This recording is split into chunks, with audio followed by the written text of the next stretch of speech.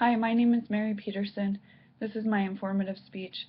I wanted to start my speech off with a quote by Karen Fowler from Reflections on Motherhood. My life has been faced by the decision two people made over 24 years ago. They decided to adopt a child. They got me, and I got a chance at the kind of life all children deserve. There are so many children in the world who need families, and just like the quote said, all children deserve that kind of love when they are brought into this world. So recently, my husband and I have undertaken the task of starting the adoption process, and I've done a lot of research on this topic and would like to share the knowledge that I've gained. We're really excited about adopting a child, and can't wait for that to go through. This speech will address some of the different options out there that are available to couples that wish to adopt. So there are domestic adoptions and international adoptions. The first one that I wanted to address would be domestic adoptions. So this is an adoption in which the child is adopted in the country where the adoptive couple is from. So, if you're from the United States, you would adopt a child in the United States. There are many options available out there to a couple that wants to adopt domestically.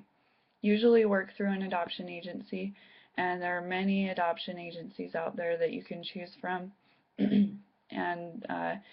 But the church has one that's set up through LDS Family Services, and that's the one that we're working through. Some of the fees that go along with adoption are with LDS Family Services, the fees range from anywhere from $4,000 all the way up to $10,000 depending on your income. It is 10% of your income, and the fee structure is split in half, where a couple pays half during the application process and the other half when the baby is placed. The amount paid by the couple is subsidized by the church. So let's say that in total you had to pay $8,000 because it was 10% of your income and you made $80,000. So you would pay $500 for the application fee, and then you would pay $3,500 for the home study and for other things with the application. And then once the baby is placed, you pay $4,000, so that would be the remainder of the amount that you would need to pay. So the process goes like this. There are usually about 7 steps involved in the adoption process. The first would be deciding to pursue adoption. The second would be applying to adopt. The third would be completing an application to do a home study. And a home study is just kind of like they come to your house and they interview you and they look around your home, make sure it's safe, that a child could live there.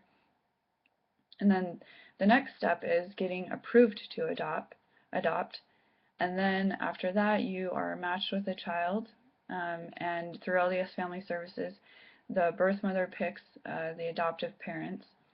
So at that point, you would be matched with the child, with the adoptive mother and her child, and then legalizing. And then the next step would be legalizing the adoption, and the last step, of course, is becoming an adoptive parent. All of these processes take time, and there's a lot of uncertainty that happens with adoption. You don't know exactly when things are going to happen, so you kind of just have to wait and see. So the next type of adoption that I wanted to talk about would be an international adoption. So adoption in which the child is adopted in another country different from the adoptive parents. This kind of adoption can be very challenging, time-consuming, very expensive, and very emotional. International adoptions are on the decline since 2003.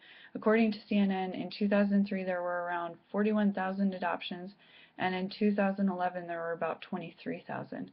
CNN got these numbers from the Hague Adoption Convention, and the Hague Adoption Convention is mentioned in a lot of international adoptions. It's a major factor, a major player in international adoptions. Countries that were once open to adoption like Russia, China, Guatemala, they're now closed.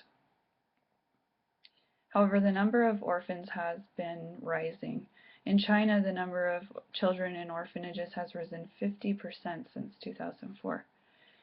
If this is the route a couple chooses to take, there are some important factors to realize. Most of the steps will be the same, but they will take longer. Travel is always a part of the process, sometimes months at a time, and multiple trips are involved. I read on one website that you have to stay in the country for a month and both parents have to be there. So it's something that, not the average person can take a month off of work to go to a foreign country and just live there. Um, the cost will be significantly more also. In my research, I found that it can be anywhere from $20,000 all the way up to $60,000.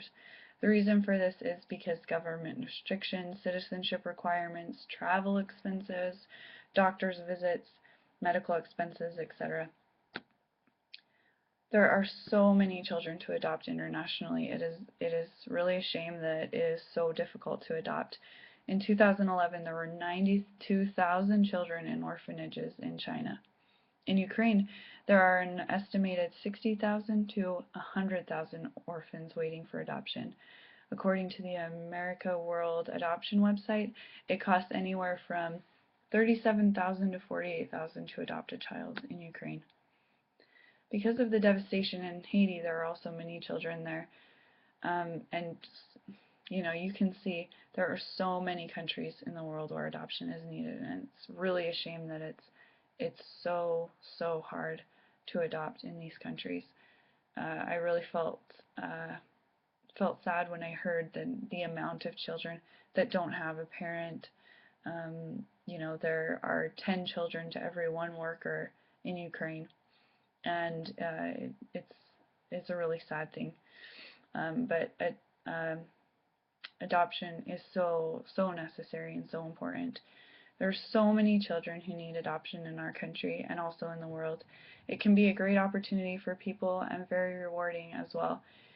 And just, I'm very excited for myself, for my family to be able to adopt and to be able to experience this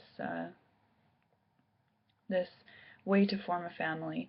And families are formed in so many different ways. So that's a little bit of information about adoption. Thanks.